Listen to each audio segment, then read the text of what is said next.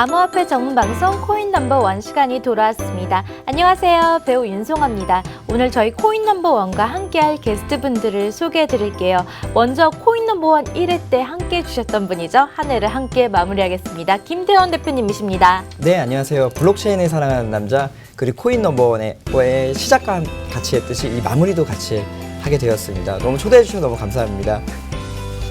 네, 반갑습니다. 암호화폐 규제를 위해서 정말 발빠르게 노력하고 계시는 분입니다. 김진아 대표님이십니다. 안녕하세요. 네, 안녕하세요. 예, 한국 블록체인 협회 준비위원회 공동대표 맡고 있는 김진아입니다. 예. 야, 반갑습니다. 김진아 대표님은 저희 우리나라의 우리 국화가 무궁하면은 또 우리 네. 비트코인계에 또 김진화다 이런 얘기를 제가 아시죠? 그런 네. 얘기를 들은 적이 있었거든요. 예. 네. 예, 이런 분위기군요. 그렇죠. 개그맨 이영식 씨입니다. 네, 반갑습니다. 우리 윤송아 씨와 함께 벌써 오늘 한 해를 마무리하게 돼서 너무 영광이고 2017년 다사다난했습니다. 여러분들 안 좋은 일 다 잊으시고요. 새해 복 많이 받으시고 2018년에는 건승하시길 바라겠습니다. 영식입니다. 김진아 대표님 정말 네네. 오랜만인 것 네, 같은데 반가워요. 그동안 어떻게 지내셨나요? 예. 그동안 한가하게 지내면 좋겠다라는 생각을 하면서 되게 바쁘셨구나. 굉장히 뭐 국회도 가고 뭐 네. 여기저기 뭐 기재부라든지 뭐 정부에서 좀 이게 어떻게 된 거고 어떻게 돌아가고 있는 거냐 이렇게 좀 설명을 좀 해드릴 일들이 많아가지고요. 제가 뭐 많이 설명을 해드렸습니다. 저는 예. 동영상을 우연히 봤는데 네. 이 국회에서 막 김진아 대표님께서 막 당당하게 딱 맞아요. 얘기하시는 모습 보고 되게 멋있다고 생각이 들었거든요. 저는 그 예. 동영상에서 김진아 대표님 말고는 안 보였습니다. 사실. 예.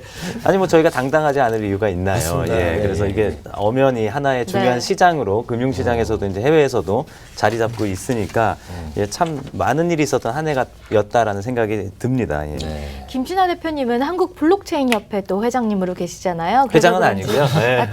다른 건가요? 준비위원회를- 공동대표? 예, 준비위원회 네. 공동대표입니다. 예. 그래서 그런지 역시 이 없어서는 안 될 존재로 네. 좀 이렇게 활약하고 계시지 않는가 싶습니다. 맞습니다. 저희가 코인 넘버원이 마지막 회입니다. 2017년에 2018년부터 물론 있고요. 네. 그래서 2017년 암호화폐 시장을 마무리하는 특집으로 한번 꾸며봤습니다. 암호화폐 전문 방송 코인 넘버원 지금 시작합니다. 출발.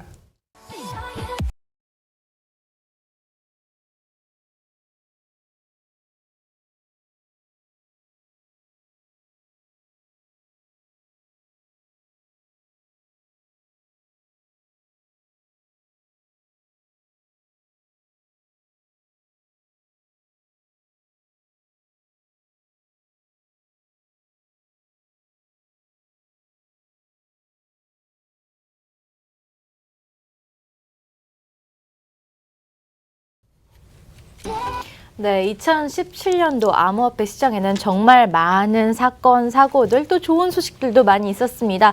가장 기억에 남는 거 뭐가 있을까요?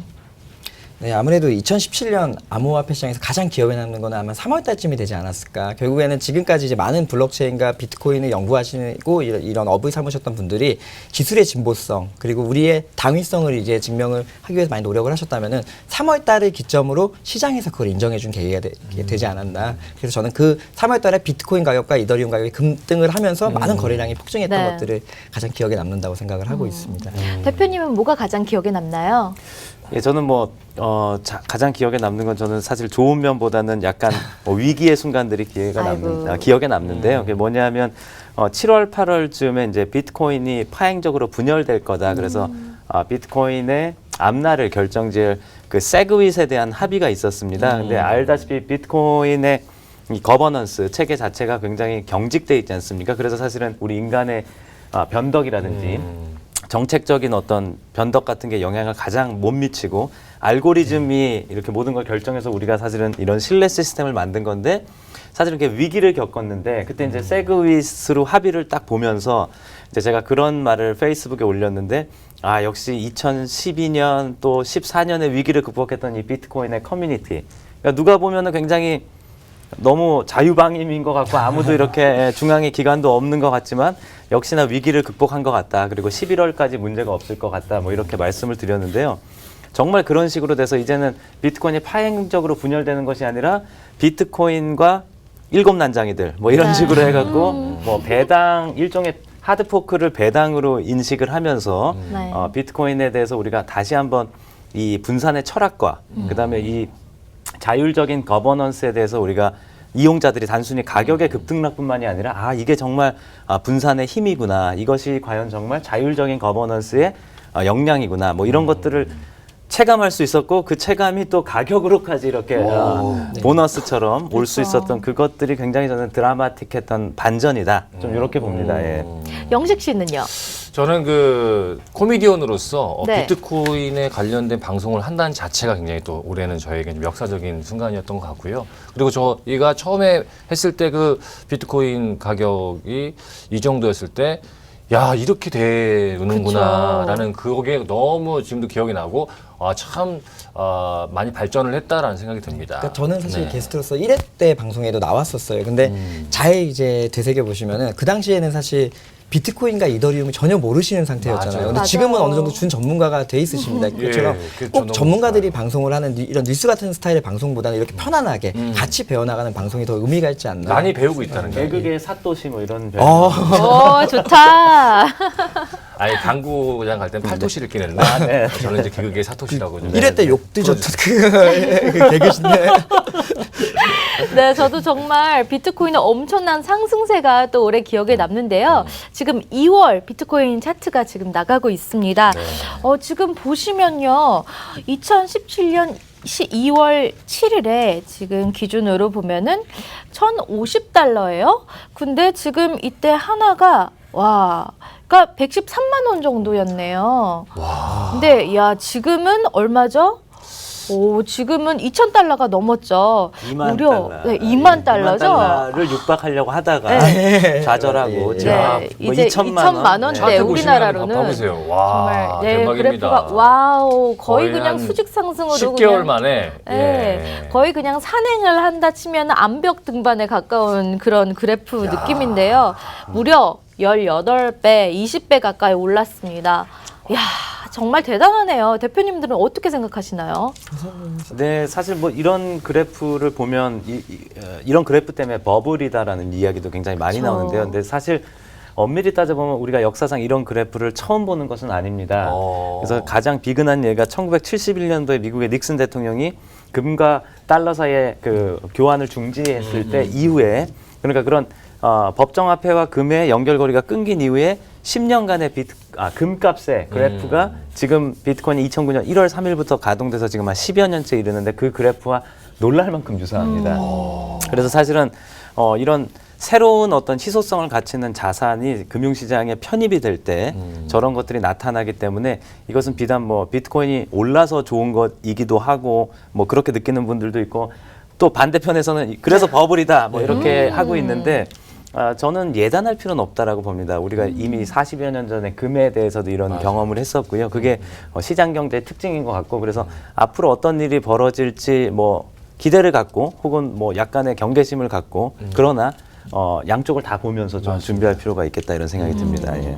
또 어떻게 보시나요? 사실 이제 많은 사람들이 암호화폐에 관심을 네. 많이 가지게 됐습니다. 그래서 그쵸. 그 방금 김준하 대표님께서 말씀하셨던 이 버블이다. 근데 버블이다를 빗댈 때 보통 튤립이라는 생물을 빗대게 돼 있습니다. 그러니까 우리는 인터넷상 지금까지는 기득권층들이 뭐라 그랬냐면 인터넷상의 코드는 자산으로 인정을 할 수가 없다고 했어요. 근데 맞습니다. 잘 생각해 보시면 지금 우리 인터넷 사회에 살고 있고 모든 데이터들이 인터넷상에 저장을 시켜놓고 또 그게 증거 자료로도 수사기관의 증거 자료로 이용되고 있습니다. 그렇다는 거는 이미 우리는 인터넷상의 어떠한 데이터를 가치가 있는 자료로 보고 있다는 거예요. 이제 그래서 뭐 2017년도를 기점으로 이제 인터넷상의 코드도 안전자산의 속성을 충분히 갖추고 있다. 그렇지만 우리가 주의해야 될 점들은 이게 빠르게 자선화되고 빠르게 기술이 발전하는 단계에서 많은 과도기들이 발생하게 되겠죠. 이런 과도기들을 어떻게 할 것인가. 이 김진아 대표님 같은 이런 협회에서 이렇게 빨리 제도권을 편입을 해가지고 이 과도기를 가장 안전하게 넘길 수 있는 그런 대안이 되지 않을까 생각을 하고 있습니다. 네, 비트코인이 이렇게 상승 곡선을 그리고 있는데 그만큼 더 암호화폐에 대해서 알아가고 있다는 증거인 것 같아요. 또 이더리움은 어땠는지 한번 살펴볼까요? 네. 연초에 지금 보면은 네. 한번 보시죠. 100만 원을 넘기고 있습니다. 정말 많이 성장을 했죠. 그리고 방송 얼마나 초반에 했었죠? 길거리 설문조사를 우리가 했었잖아요. 전 기억이 좀 가물가물한 것 같은데 그 자료 한번 볼까요?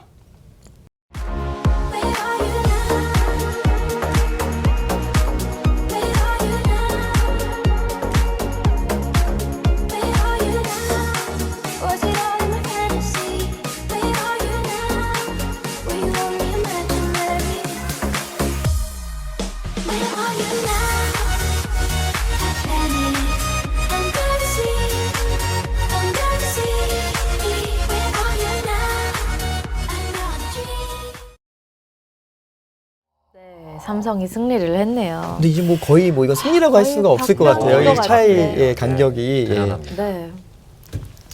또 어떻게 보시나요? 뭐 일반적으로 이제 그 비트코인이나 암호화폐 이제 더 이상 이제 그들만의 게임이다라고 할 수는 없을 것 같습니다. 그래서 이제 많은 분들께서 이제 뭐 블록체인과 암호화폐는 따로 분리해서 봐야 된다. 그러니까 블록체인은 육성을 할 건데 암호화폐는 철저하게 이건 투기로 봐야 된다라는 것들은 저런 지표를 통해서 많은 사람들이 참여하고 있고 이제 하나의 이 거버넌스 집단을 구성하고 있다라는 입장에서 좀 봐주시면 될 것 같습니다. 저 여름 때만 해도 정말 상상을 못했는데 구글 검색창에 검색한 숫자를 봤을 때 2위가 누구였을까요? 1위가 누구였을까요? 베스트 5를 한번 발표를 해본 적이 있어요. 네, 바로 뭐 도널드 지금 트럼프 같은 거 있을 것 같아요. 그분도 있을 것 같은데요. 네. 1위는 미국의 허리케인이고요. 그다음에 예. 허리케인이 그 허리케인 말씀하시는 거예요? 네, 예. 지금 저기 어마. 보시면 예. 2위가 비트코인이네요. 4위가 북한. 대박이네요. 북한도 놀랐고, 네, 2위에 비트코인이 있다는 네, 것도 정말 5위는 놀라운 것 이제 같습니다. 제페니스 푸드가 아니라 이클립스 그 일시. 이클립스. 네. 네. 4위가 북한이네요. 3위가 라스베가스. 라스베가스는 그 테러 때문에 그럴 거거든요. 그렇죠. 예. 야, 걔도 진짜 그 구글에서 2위를 했다. 저게 전 세계 결과잖아요. 예. 보통은 뭐 지진이 일어나거나 뭐 그렇죠. 전쟁이 일어나거나 네. 했을 때 이런 저런 자연재해들 이렇게 많이 올라옵니다. 근데 비트코인이 올라왔다는 거 굉장히 놀라운 것 같아요. 금융시장에 거의 재해급의 평지 풍파를 일으켰기 때문이 아닐까. 그렇죠. 그런 것 같아요. 거의 뭐, 내년에는 1위 윤송아 봅니다. 알고 네, 2위는 아니에요. 교육의 사토시. 네. 네, 저희가 보니까 미국인의 80%가 또 비트코인을 알고 있다라고 하는데 정말 비트코인의 인지도가 정말 커진 것 같아요. 그래서 저희가 2017년 암호화폐 시장에 있었던 사건, 사고, 큰 이슈들을 한번 차근차근 살펴보도록 하겠습니다. 먼저 1월부터 12월까지 저희가 차근차근 정리를 해봤는데요. 1월부터 3월까지 지금 정리를 한번 해볼까요? 세계는 가상화폐 붐, 일본 비트코인 점포수만 4,200개라고 하네요. 그리고 비트코인 사상 최고치 금값을 추월했고요. 비트코인 두 종류 양분, 우려 걱정의 20% 급락, 미국 SEC, 비트코인 ETF 승인 거부, 가격 폭락 이렇게 있습니다. 간단히 좀 설명을 해줄 수 있을까요? 예, 그 뭐 일본에서는 작년 2016년 4월에 그 자금 결제법을 개정하면서 비트코인을 암호화폐를 재산상의 가치가 있는 결제 수단이라고 이제 법에 네. 명시했습니다. 그러다 보니까 이제 일본이 뒤늦게 그렇지만 굉장히 빠른 속도로 산업을 발전시키면서 저렇게 비트코인을 이용한 결제 뭐 이런 것들도 빠르게 확산된 게 아닌가. 근데 아시다시피 일본 가보면 일본 사람들 크레딧 카드, 신용카드도 잘 안 쓰잖아요. 맞습니다. 예, 예. 예, 그런 걸로 보면 굉장히 이례적이다. 이런 것들이 그러네요. 뭐 그렇게 볼 수가 있을 것 같고요. 예. 아까 제가 안정적인 말씀드렸던 또, 비트코인 네. 그 분열 양상에 대한 게 또 세 번째 있네요. 예. 그랬는데 한 8월 달에 저게 결론이 나면서 이후 추가 상승을 이끌었었죠. 예. 미국에서는 왜 이때 비트코인 ETF를 승인 거부한 건가요? 지금도 이제 미국의 그 증권거래위원회에서 계속 이제 ETF에 대한 승인 여부를 갖다가 판단을 하고 있는데요. 그때도 부정적인 이유는 아니었었고요. 굉장히 이 시장이 굉장히 유망한 시장이고 이 시장의 가치, 미래 잠재력 같은 것들을 평가절하하는 게 아니다. 다만 그 지금 거래소 시장들 있지 않습니까? 거래소들의 공정성이라든지 안정성 같은 데 있어서 좀 보다 충족돼야 되는 요건들이 있다. 이래가지고 그러니까 뭐 그냥 거절하겠다 이거는 아니었습니다. 그런 뉘앙스는. 그러나 다만 이제 시장에서는 충분히 그런 것들을 악재로 받아들일 만했죠. 예. 그러네요. 4월 한번 어땠는지 볼까요? 4월을 보시면 국내 비트코인 거래소가 해킹됐고요. 55억 피해 고객에게 떠넘겨졌습니다. 그리고 북한의 새 돈벌이 수단이 됐죠. 비트코인이. 그리고 일본 비트코인 버청화폐로 인정이 됐고요. 선진국 행보에 합류됐습니다. 일본이 또 발빠르게 움직였네요. 네네, 제가 아까 말했던 그 내용이었고요. 예. 네. 저게 이제 작년 4월에 자금 결제법 개정하고 1년 후가 돼서 이제 발효가 된 겁니다. 예.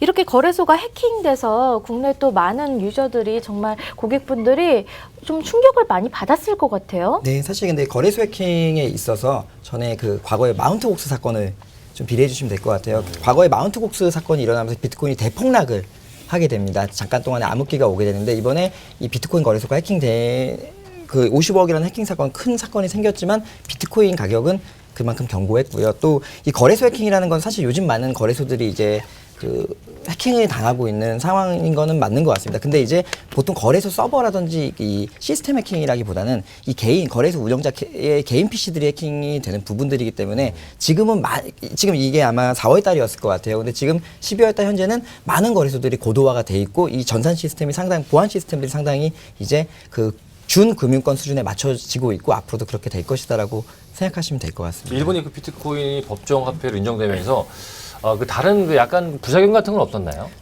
일본이 사실은 이 법정화폐로 인정된 건 아닌 네, 걸로 알고 있습니다. 결제 수단이죠. 예, 결제. 그러니까 그렇군요. 지급 결제 수단의 하나로 보겠다라는 겁니다. 그렇게 인정이 된 것들이고요.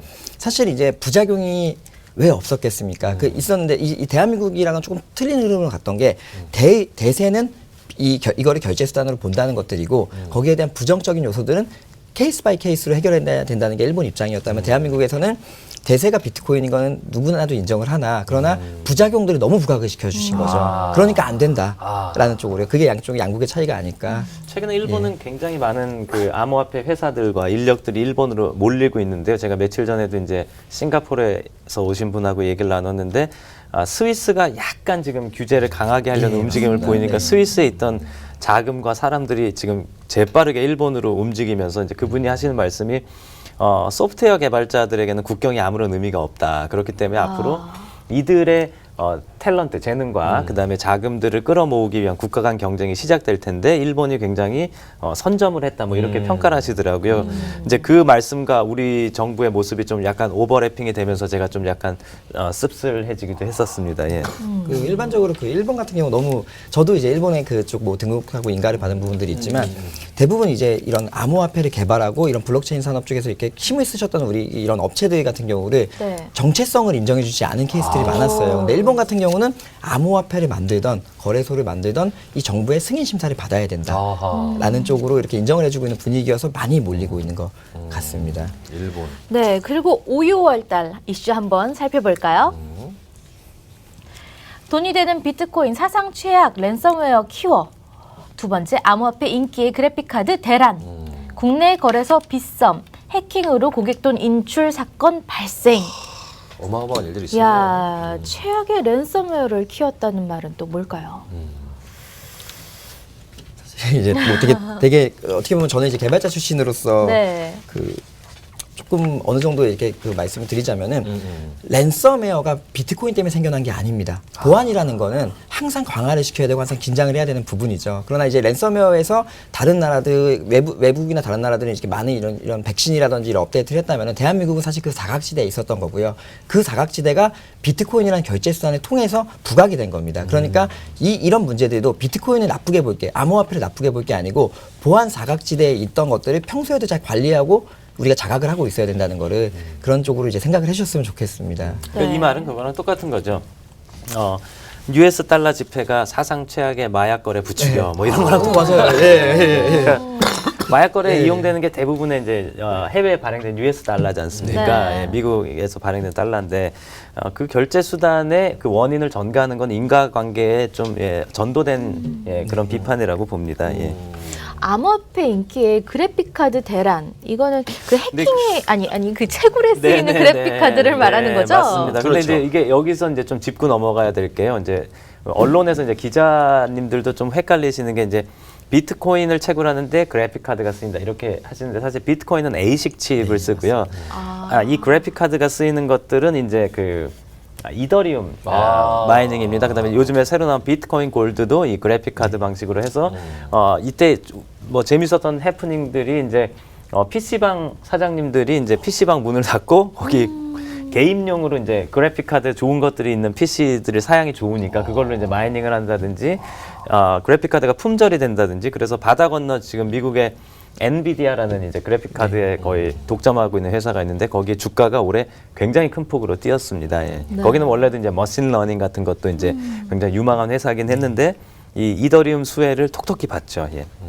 그리고 국내 최대 거래소 빗썸이 또 해킹이 돼서 안타까운 사태가 또 있었습니다. 그럼 이제 7, 8월 이슈들을 한번 살펴볼까요? 네. 네, 비트코인 캐시 하루 만에 시총 3위로 껑충 뛰었습니다. 각자 암호화폐 사기가 비상이 걸렸고요. 1,000억 원대 해치 비트코인 총책이 검거됐고요. 비트코인 시총 GM 제처. 또 많은 이슈들이 있었습니다. 안 좋았던 것 같아요. 7, 8월은 네, 좀 좋지 않았네요. 사실 이제 비트코인 캐시 같은 경우는 이제 비트코인 캐시에 대해서는 사실 저도 되게 조심스러운 부분들이 있습니다. 이게 어떻게 보면은 시장이 그 비트코인 이런 어떤 알트코인을 알아가고 그 코인들이 정상적으로 그 거기에 대한 기대감이 반영되는 액면가가 대부분이었다면은 이 비트코인 캐시 같은 경우는 중국의 이 채굴 파워를 가지고 있는 세력들이 어느 정도 조정을 했다는 게 수면 위로 드러나기 시작하면서 이 결국에는 그렇게 그 시총이 이렇게 3위로 등장한 거는 결국에는 꼭 박수 칠 일만은 아니다라고 저는 생각을 하고 있습니다. 근데 뭐 어쨌든 그 비트코인과 분열은 아니고 네. 백설공주와 일곱 난장이처럼 된 것 같아요. 네, 예, 그래서 그렇습니다. 시장이 또 잘 조정해 나갈 거라고 봅니다. 예. 네, 그럼 9월의 이슈들을 한번 살펴볼까요? 비트코인 전지화한 파일 일분 몰수 못해 법원에서 첫 판결이 났습니다. 중국 3대 암호화폐 거래소 모두 거래가 중단이 됐고요. 일본 비트코인이 세부금을 물리기로 했습니다. 경제난 베네수엘라 생존원 비트코인 채굴이 유행. 예, 근데 여기서 조금 바로잡아야 될 거는요. 우리가 흔히 중국의 비트코인 거래소들이 다 중단이 됐다라고 보고 있는데 사실 중단된 건 아닙니다. 아, 사실. 그래요? 네, 아, 네. 그래요? 그럼 어떤 그러니까 상황이죠? 예전에 운영된 것처럼 막 우리 한국 거래소들이 하는 것처럼 오더북이 막 공개가 되고 매수 매도가 이제 체결되고 이런 시스템을 못 하게 된 것뿐이지 아하. C2C라고 그래서 지금 미국에서 코인베이스가 네, 하고 있듯이 오더북은 보지 못하면서도 거래소가 중간에 중개를 해서 체결시키는 시스템은 계속 가동 중에 있습니다. 그래서 중국이 셧다운됐다 이런 것들은 좀 되게 자극적으로 사실과는 쓰시네. 맞지 않는 그런 부분이고요. 예. 그리고 일본에서 비트코인에 세금을 물리기로 했다. 이거는 저 개인적으로는 그렇게 나쁜 소식은 아닌 것 같아요. 어떻게 보면 좀 이게 자리 잡아가고 있는 과정이 아닐까도 싶은데. 네, 소득이 있는 곳에 세금이 있죠. 예. 그렇죠. 어떻게 네. 보면 좀 당연한 거죠. 네. 근데 저희 나라도 좀 이렇게 될 가능성이 좀 있나요? 그렇죠. 근데 일본처럼 제도화를 하고 나서 세금을 그러니까 일본이 세금을 물린 것은 아까 앞서 4월 달 네. 이후에 후속 조치입니다. 그래서 한국에서도 제도화가 먼저 선행되고 세금이 부과되는 식으로 이제 그게 순서입니다. 예. 그럼 10월의 이슈들 한번 살펴볼까요? 베트남 비트코인 불법으로 규정했습니다. 벌금 1,000만 원의 형사처분 경고까지 났어요. 한국은행 비트코인 화폐가 될 수 없다라고 선언했고요. 비트코인 골드 ICO 계획은 폐기 하드포크를 실시한다라고 발표했습니다. 일본 비트코인 거래량 세계 1위에 부상했습니다. 세계 1위에 부상을 했네요. 이건 어떻게 보면 또 여러 가지 이런 뭐 조건들이 부합돼서 생겨난 결과겠죠? 사실 이제 그 일본이 비트코인 거래량 세계 1위에 부상을 하고 대한민국도 아직 강국입니다. 근데 저는 이제 김진아 대표님을 사실은 제가 이제 비트코인 사업에 들어오게 된 게 김진아 대표님께서 강연하시는 2013년도의 모습을 보고 이게 사업이 될 수 있겠구나라고 저는 들어왔어요. 사실은 스승님이세요. 근데 되게 재밌는 거는 비트코인 거래소들이 갑자기 그 생겨난 이런 많은 거래량들 때문에 약간의 부작용이 있는 건 사실입니다. 근데 대한민국은 비트코인 쪽에서는 철저하게 준비된 나라라고 생각을 하고 있어요. 2014년부터 뭐 코빗부터 빗썸, 코인원이라고 하는 기업들이 그 당시에 아무도 주목을 받지 못했습니다. 아무도 주목을 받지 못하고 그 겨울에 그 컨퍼런스에서도 정말 저희끼리 이거는 맞는 정의야라고 이렇게 철저하게 준비를 해놓고 있어요. 근데 그러니까 우리가 충분히 더 일본을 앞지를 수 있던 상황이라고 생각합니다. 그런데 일본과 우리나라의 차이는 어떤 거냐면요. 전 세계는 대한민국으로 몰리고 있는데 대한민국 오히려 내에서 그런 세계적인 흐름들을 더 튕겨내는 추세가 아닌가. 그 반사 이익이 결국에는 일본으로 간 게 아닌가라고 생각을 하고 있습니다. 네. 베트남에서 또 비트코인을 불법으로 규정했다고 하는데 전 세계적으로 많이 거래되고 있는 이 비트코인을 불법으로 규정을 한다라는 게 좀 말이 되는 건가요? 네. 베트남이 원래 좀 환율을 강하게 통제하는 맞습니다. 국가입니다. 네, 예, 맞습니다. 그래서 지금도 아마 고정 환율제 하고 있을 거고요. 네, 그래서 근데 사실은 앞에서 말했던 국가들 중에 상당 뭐 일본도 한때는 굉장히 부정적이었었고 그래서 우리가 러시아도 굉장히 부정적이었는데 우리 블라디미르 푸틴 대통령 우리 상남자께서 또 이제 상천재인 또 비탈릭 부테린이랑 전격적으로 만나면서 또 굉장히 바뀌었거든요. 그래서 모스크바시에서는 이더리움 기반으로 뭐 시민 투표 시스템도 만들고 있고 그래서 베트남이 세계에서 가장 경제가 많이 빠르게 이제 발전하는 국가 성장하는 국가인데 저는 곧 이런 것들이 바뀌지 않을까 그런 생각이 듭니다. 제가 오늘 사실 이 방송 끝나고 오후에 잠깐 하는 건의 미팅이 있는데 네. 그 미팅 자체가 베트남에서 이제 라이센스제를 도입하기로 했다는 말들이 있더라고요. 그 관련한 미팅이라서 베트남도 이게 이제 그 지금은 어떻게 밴이나 셧다운을 시켰을지 모르지만 결국에는 장기적으로는 더 안전하게 받아들이는 방향을 택하지 않을까 생각을 하고 근데 그 있습니다. 일본 같은 경우는 지금 그 비트코인으로 좀 생활이 100% 가능한 겁니까? 그러니까 약간 글쎄요. 좀, 예. 근데 뭐 많이 받는다고 하니까요. 제가 네. 2월 달에 도쿄 갈 건데 한번 알아보겠습니다. 아, 예, 잘 그럼 알아봐주시면 도쿄 감사하겠습니다. 다녀와서 또 코인 넘버 원에서 알려주시는 건가요? 가능한 건지 아닌지? 감사해요. 꼭 네. 봐주십시오. 그리고 한국은행에서 비트코인은 화폐가 될 수 없다라는 발언을 했습니다. 철저한 이게 기득권이죠. 또 말이 예. 되는 이야기인가요? 어떤 그러니까 사실은 건가요? 그 되게 비트코인 업계에 계신 분들 그리고 암호화폐 업계에 계신 분들 관련 산업을 하고 계신 분들 그리고 비트코인 스스로 한 번도 우리는 화폐라고 한 적이 없습니다. 예. 사람들이 그 가치를 부여해줬고 그게 지불 교환 수단의 가치로 사람들이 그렇죠. 부여를 해준 거예요.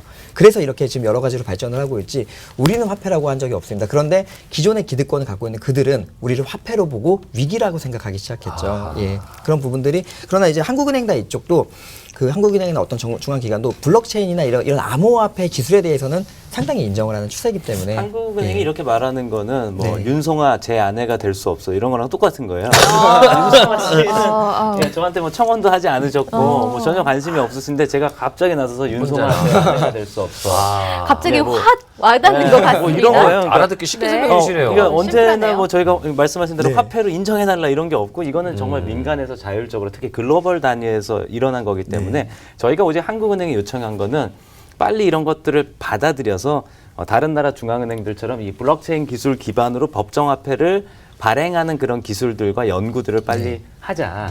네. 이런 것들을 얘기한 거지 뭐 예. 죄송합니다. 네, 바로 11월 이슈로 넘어가겠습니다. 보여주세요.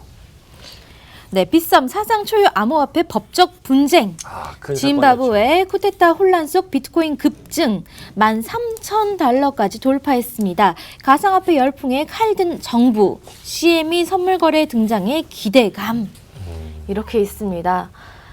이야, 정말 많은 일들이 11월 있었네요. 엄청났죠. 네, 엄청 저는 났습니다. 개인적으로 빗썸 사상 측의 암호화폐 법적 분쟁 이 부분이 굉장한 사건이었다 생각이 듭니다. 그러니까 사실은 네. 이제 그 빗썸 이런 그 분명히 거래소가 잘못한 부분은 100개 전적으로 책임을 져야 됩니다. 근데 이렇게 생각해 주셨으면 좋겠어요.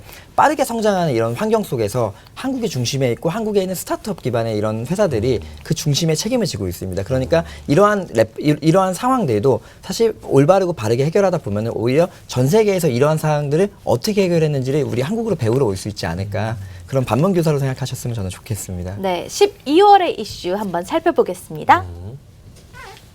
김치 프리미엄 심각, 과매수 주의보, 암호화폐 자율 규제안 보다 강화된 가상 계좌 의무화, 비트코인 플래티넘 사기극 논란, 암호화폐 열풍이 가즈아 신조어도 등장. 가자가 가자 이겁니다. 네, 그건가요? 가자 막 이런 느낌. 12월에 이런 현상들 어떻게 보시나요? 예, 근데 사실은 김치 프리미엄이라고 말하는 것들은 이제 한국에서 비트코인이나 암호화폐들이 비싸게 거래되는 것들인데요. 근데 그것이 사실은 좀 요즘에는 많이 줄어들었습니다. 그래서 우리가 시장의 좀 시스템과 자정 기능을 믿을 필요가 있다. 그래서 네. 한때 뭐 35%까지 벌어졌다가 최근에는 뭐 한 또 3% 이내까지 줄어들기도 했고요. 이런 차이가 있으면은 시장에서 그걸 기회로 이용하는 사람들이 그걸 약간 평형 상태로 또 만들어주는 게 있고요. 그런 것들이 또 CME에서 아까 12월 달에 이제 선물이 CME에서 얼마 전에 18일 날부터 거래가 됐죠. 그런 것들도 시장에서 그런 것들을 자정하는 시스템이라고 보면 될 것 같습니다. 네, 2017년도에 정말 이렇게 많은 이슈들이 있었네요. 2017년 암호화폐 시장을 한마디로 정리해본다면 뭐가 될까요? 김태원 대표님?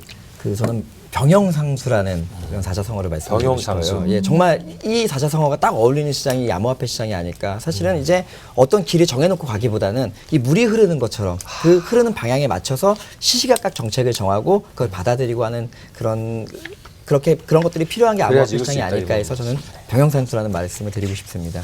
김진아 대표님도 한마디로 좀 정리를 해주신다면. 네, 저는 약간 뭐 좀 가볍게 네. 해보면은 존버 감매, 존버 감매. 그래서 예, 존버하면 달콤함이 온다라고. 자자성어인가요? 원래 고진감래지만. 아하, 근데 오늘 김진아 대표님이 말씀하셨으니까 조만간 아마 백과사전에 올라가지 않을까 네. 생각합니다. 네. 그래서 예. 이제 자주 사고 팔고 단타하시는 보다 이 계속 네. 버틴 분들이 사실 더 이득을 본 시장이었어요, 한 해가. 그리고 또 하나 제가 꼽는다면 아까도 나왔지만 가즈아 만사성. 예. 가자. 가화만사성. 예, 가즈아 가즈아 만사성. 이래서 굉장히 사실은 이거는 좀 씁쓸한 단어기도 하죠. 너무 이렇게 가자 하시면서 그쵸. 정말 가면은 기분이 좋으시고 만사가 잘 되는 것 같은데 뭐 또 아니면은 되게 이제 또 스트레스 받으시고 근데 내년에는 좀 너무 가자에 집착하지 않으셨으면 좋겠고요.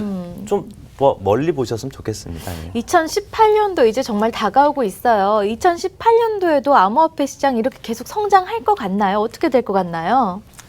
글쎄요, 저는 한 두 가지 정도의 포인트가 있다라고 보는데요. 우리 12월 달부터 이제 그 시카고 상품 거래소와 네. 시카고 옵션 거래소에서 이제 네. 거래가 됐지 않습니까? 선물 상품이. 그러니까 이렇게 내년에 또 나스닥에도 금융 상품이 올라갈 예정이고 또 일본에서도 금융 상품이 개발 중에 있습니다. 그래서 제도권 금융 시장과 이 암호화폐가 만나기 시작한 이 사건들이 내년에는 단순한 일회적인 사건이 아니라 어떻게 제도화될 것인가 이것이 또 하나의 포인트라고 보고 있고요.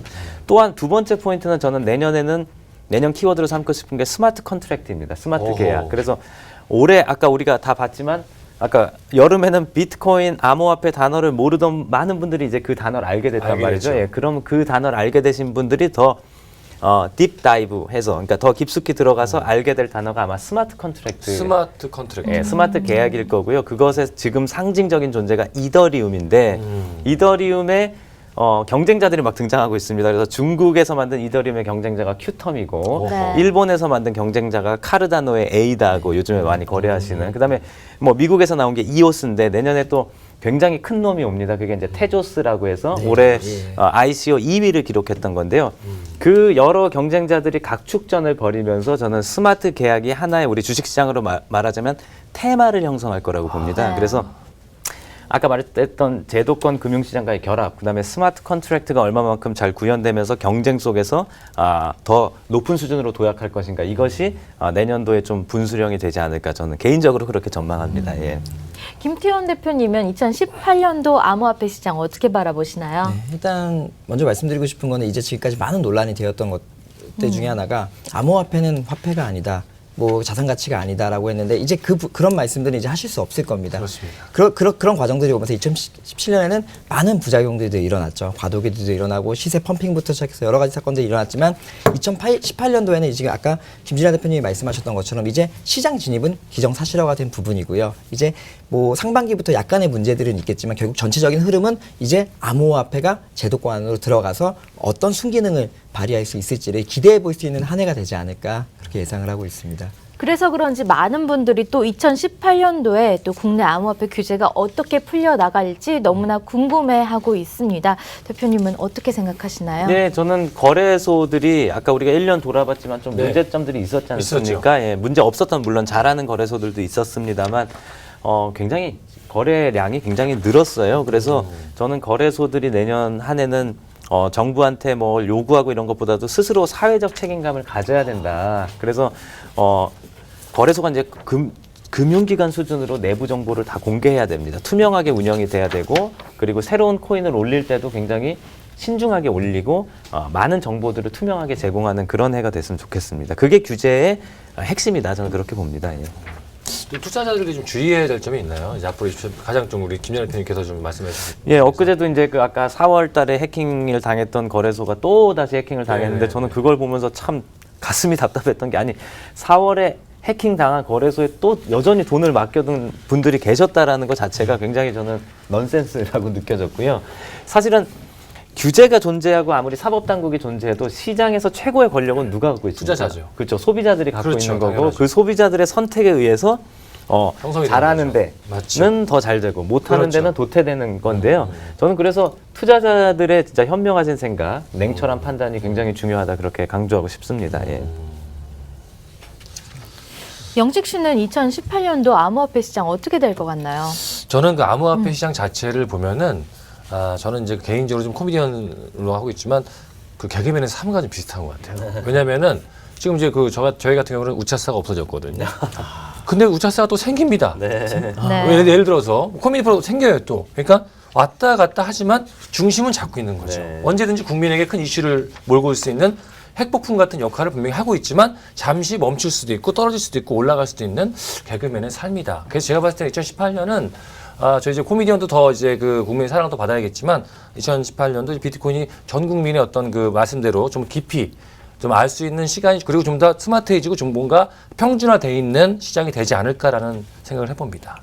네, 또 암호화폐 시장의 발전에 정말 국내 법률 규제도 많은 또 비중이 쏠릴 것 같은데, 법률 규제가 앞으로 또 어떻게 돼갈 거로 예상되시나요? 그러니까 사실은 법이라는 게 그 인간이 어떻게 보면 이런 인생을 영위하면서 가장 최소한의 법이 필요하겠죠. 그러니까 네. 정부에서 지금 이렇게 추진하고 있는 모든 것들은 사실 피해자들의 양산을 막겠다는 부분이고요. 그러나 지금 저희 김진아야 대표님의 중심으로 하는 업계에서는 지금 자유 규제하는, 그러니까 우리가 사실은 그 산업을 최대한 발전시키기 위해서는 우리끼리 자정작용을 하고 우리끼리 자유 규제를 내놔서 이 시장을 정화를 시킬게라고 하는 이 양쪽이 지금 어떻게 보면 잘 맞물린다면은 대한민국이 사실은 전 세계에서 가장 올바른 정책과 올바른 시장을 조성할 수 있지 않을까, 저는 그렇게 생각을 하고 있습니다. 또 12월의 이슈에서 김치 프리미엄이라고 하죠. 아직도 코리안 프리미엄이라고 합니다. 네, 굉장히 지금 심각한데 좀 생각보다 오래 가고 있는 것 같아요. 한 지금 20%가량 차이가 나나요? 요즘에 어제 오늘 다시 벌어진 것 같고요. 네. 그러면 또 누군가가 그 차익을 이익으로 실현하려는 흐름 때문에 또 이렇게 다시 평형 상태, 우리가 이퀄리브리엄이라고 부르는 그런 네. 물이 이렇게 차는 것처럼 그렇게 되지 않을까 싶습니다. 저는. 사실 저는 김치 프리미엄이란 말도 되게 듣기 좋은 말인 것 같아요. 사실 우리나라가 인위적으로 사실은 월드컵이나 올림픽 행사를 빼고 전 세계적으로 이렇게 기대받는 주목을 받았던 적은 없는 것 같습니다. 그러니까 전 세계 이 김치 프리미엄이라는 단어 자체가 전 세계가 암호화폐에 무슨 일이 생기게 되면은 한국을 주목하고 있다, 아하. 사우스 코리아를 주목하고 있다라는 뜻에서는 되게 긍정적인 효과라고. 한국을 좀 몰랐던 나라들도 사실 알리게 된 계기가 되지 않아요? 네. 외신에 많이 보도됐죠. 예. 와사비 프리미엄은 없나요? 그러게요. 와사비 프리미엄 생길까요? 그리고 또 CME 선물 거래가 시작이 됐어요. 이렇게 시작이 되면 과연 암호화폐 시장이 어떻게 변화할까라는 것에 많이 또 관심을 갖고 있는데 어떻게 서서히 변하고 있는 것 같은 네, 움직임인가요? 저는 그 CME의 비트코인 선물이 상장되는 걸 보면서 한국과 미국의 시스템의 차이를 절감했는데, 근데 한국은 지금 우리가 비트코인 가격이 굉장히 아까 급등했지 않습니까? 네. 이게 이제 비이성적이라고 보고 비정상이라고 본다면 이거를 정부가 나서서 네. 말로써 이거 비정상적이고 막 이렇게 경고하고 막 이러면서 정부가 규제를 통해서 뭔가 인위적으로 하려고 그러는데, 미국은 그게 비정상적이라고 판단되면 금융시장, 선물 거래 시장 시스템을 통해서 원래 선물의 시장이 생기면은 약간 그런 것들을 견제할 수가 있거든요. 거기서 숏 포지션, 우리가 매도 포지션을 취하면 현물 시장에도 영향을 주기 때문에, 그러니까 한국은 정부가 모든 비정상을 정상화하려고 비정상 정상화 말하던 분이 지금 저기 503호 번호 달고 있지 않습니까? 예. 근데 미국은 그렇게 하지 않고 네. 시장 시스템을 통해서 비정상을 정상화하려니까 점점점 더 시스템적인 강국이 돼가는 것 같아요. 예. 선물 시장의 의미는 저는 그런 면에서 굉장히 긍정적이고 중요하다고 봅니다. 사실은 지금까지 기득권층들이 말했던 그 암호화폐에 대한 부정적인 옵션들이 너무나 그들한테 미안하게도 하나씩 사라지고 있습니다. 예. 그리고 이제 비트코인은 변동성이 너무 심해, 그래서 자산 가치를 보일 수 없어라고 했지만 선물 시장으로 이미 들어가면서 이제 그렇죠. 오히려 더 가격의 이런 변동폭이 좀 작아지고 있어요. 그런 부분에서 그들의 이제 논리는 거의 사라지지 않았나, 그렇게 생각을 하고 있습니다. 그 우연히 제가 그 기사를 보다가 이 중국의 그 복부인이 그 비트코인에 관심을 갖는다라는 기사를 본 적이 있거든요.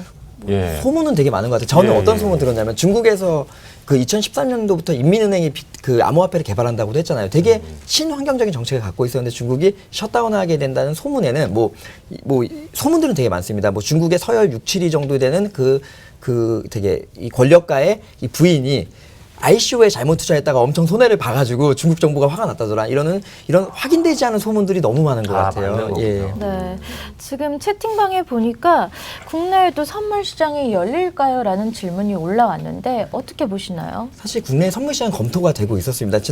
이제 거기에 대한 이런 설명회도 있었는데 그게 설명 자체가 취소된 걸로 알고 있습니다. 그래서 지금 일본도 그렇고 미국도 그렇고 선물 거래 시장은 이제 내년에 폭발적으로 증가를 하게 될 겁니다.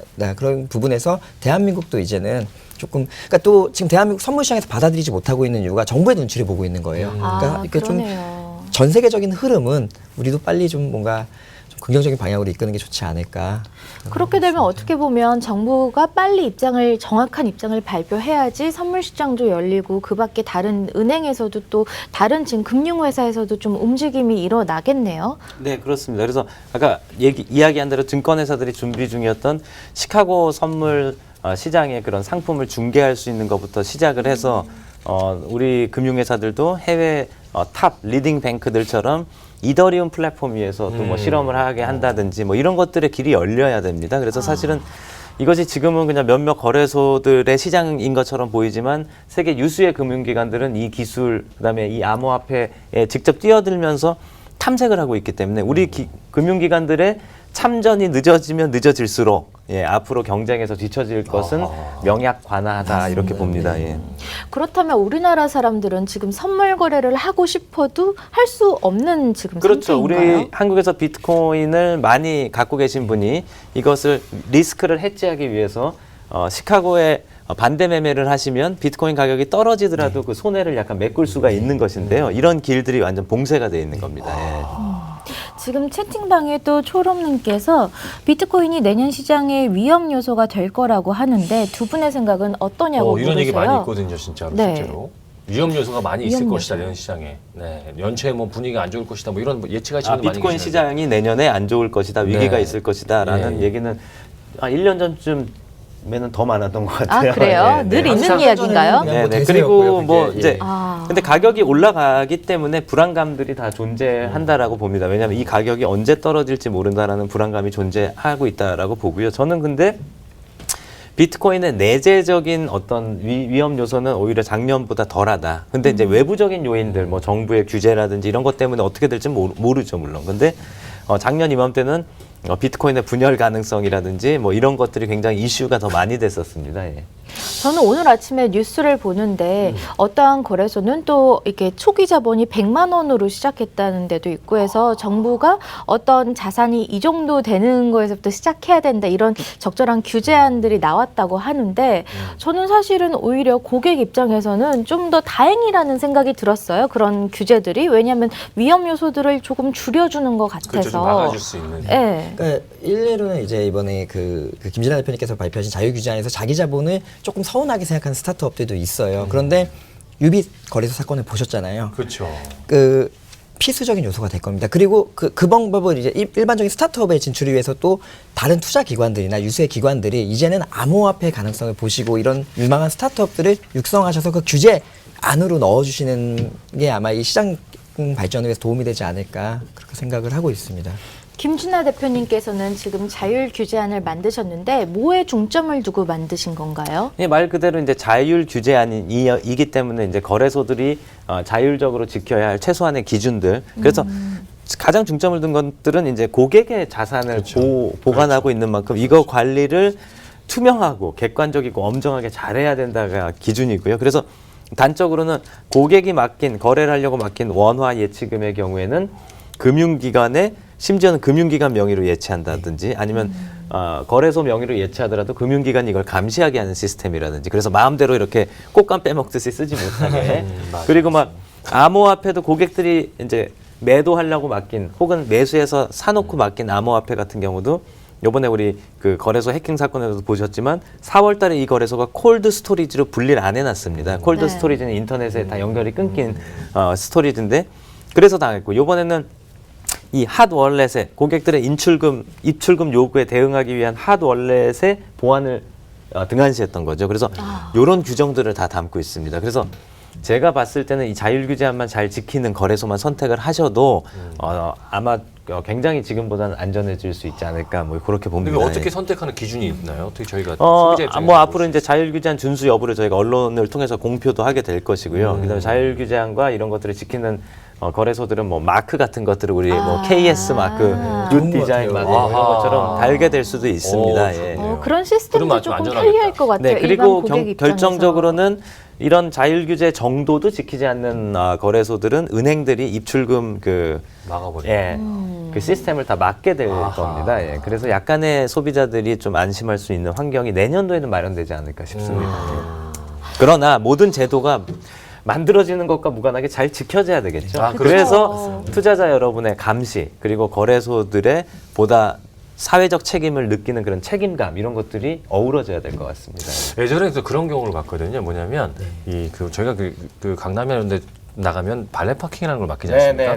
발레 파킹을 맡기면 고급차 같은 경우는 거기 그 직원들이 한 번씩 타본대요. 네. 한 바퀴씩 맡겨놨는데 그 심지어 키로수를 찍어가는 사람도 있더라고요. 하도 불안하니까. 왜냐면 타고 어딜 가버리잖아요. 어디다 대준다. 그래서 좀 그런 것들도 말씀대로 아까 고객의 돈을 잘 보관하느냐 안 하느냐 그런 게 굉장히 관건이다. 뭐 이런 고객 차네요, 그거는. 그치, 고객차, 비싼 네. 차. 네. 그렇다면 지금 그 자율 규제안 어떠한 내용인지 찾아볼 수 있는 데는 어디일까요? 아, 그거를 저희가 빨리 인터넷상에서 네. 빨리 찾아보실 수 있고 네. 쉽게 다운로드 받으실 수 있게 저희가 빨리 조치하도록 하겠습니다. 대략적인 내용은 네이버에서 이제 그 블록체인 협회 자유규제안을 찾아보시면 뉴스상에는 이제 대략적인 내용들은 전부 나와 있습니다. 근데 이제 그게 굉장히 법률 문서처럼 되게 보기 어려우셔가지고 직접 그걸 보시기는 조금 무리가 있을 것 같고요. 이번 자유규제안이 그냥 업계에서 준비한 하나의 페이퍼가 아니고요. 법률 검토와 타당성 검토를 이미 끝낸 그 자유규제안이기 때문에 기대해 주셔도 되지 않을까 생각합니다. 그럼 이번에는 법률 통과를 위한 어떻게 보면 그런 규제안이고 곧 있으면 일반인들이 조금 더 보기 쉽게 알아듣기 쉽게 이렇게 좀 심플화된 그런 걸 볼 수 그래서 있겠죠? 앞으로 거래소들은 이렇게 자산을 보호하겠습니다. 뭐 저희 웹툰으로 하나 만들까요? 좋은 것 같아요. 네. 뭐 인포그래픽으로 만들든지. 예. 아니 아까부터 전기세 얘기 자꾸 나오는데 네. 비트코인 채굴은 전기세가 직접 오를 가능성이 있냐라는 말씀을 많이 하시네요. 아, 국가가 만약에 비트코인이 마음에 안 든다, 암호화폐가 마음에 안 든다고 했을 때 가장 쉽게 할 수 있는 방법 중에 하나가 전기세를 올려버리는 겁니다. 근데 사실은 전기세를 비트코인 잡자고 전기세를 올리는 거는 빈대 잡으려고 초가삼간 태우는 당연하죠. 거랑 마찬가지가 되겠죠. 그리고 전기세를 쓰는 방식을 우리가 POW라고 하는데요. POW만 하는 것이 아니라 지금 이더리움 같은 경우는 POS라고 해서 전기세나 컴퓨팅 파워를 그렇게 많이 쓰지 않아도 되는 방식으로 점점점 옮겨가고 있습니다. 예, 그렇기 때문에 전기세 이슈가 크게 이슈가 될 것 같지는 않아요. 예. 네, 저희가 오늘 2017년도 암호화폐 시장을 한번 둘러보는 시간을 가졌는데요. 정말 이게 한 해 다 일어났나 싶을 정도로 정말 많은 사건, 사고 그리고 또 좋은 소식들이 있었던 것 같습니다. 매해 그 해를 돌이켜보는 사자성어를 이렇게 구수신문에서 찾아보고 있는데요. 2017년은 파사 현정이라고 합니다. 사악함을 파하고 올바름을 드러낸다라는 뜻인데요. 암호화폐 시장에도 정말 딱 맞는 표현인 것 같습니다. 각 개발자 분들과 기관 대표님들 올바른 암호화폐 시장을 만들기 위해서 정말 고생이 많으셨던 것 같습니다. 다 같이 그럼 한마디씩 화이팅의 메시지를 남겨볼까요? 김태원 대표님부터. 네.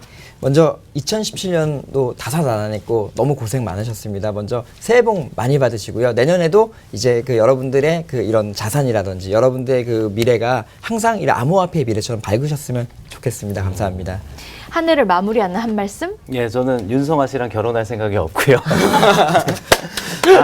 저는 앞으로도 계속 이제 비트코인이 우리나라에 잘 자리 잡을 수 있도록 암호화폐가 제가 약간 메신저 역할을 해왔는데요. 계속 그런 역할들 충실히 하면서 암호화폐 시장에서 보다 많은 분들이 가능성을 찾을 수 있게끔 그런 기반 산업들을 좀 많이 저희 협회에서 좀 이렇게 발굴하는 그런 역할들을 내년에 해보고 싶습니다. 예. 그럼 다 같이 코인 넘버원 외치면서 마칠까요? 코인 넘버 원! 다음 주에 봬요. 새해 복 많이 받으세요.